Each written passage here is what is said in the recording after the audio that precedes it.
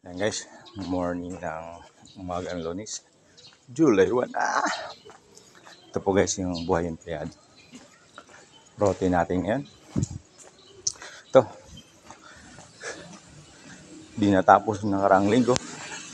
Kailangan mag-double tayo. Pag yan sinabi natin ni RCN ang cost, alam na. Ang cost, workload ang nangyayari guys. Kaya, ito, gawa natin ng paraan. Malimit yung at maano natin yung compliance sa within the week. Dapat tapos po yun guys, yung isang buhay empleyado na may target po tayo. Dapat every na pasok tayo sa opisina ay lagi tayong committed target na dapat matapos po.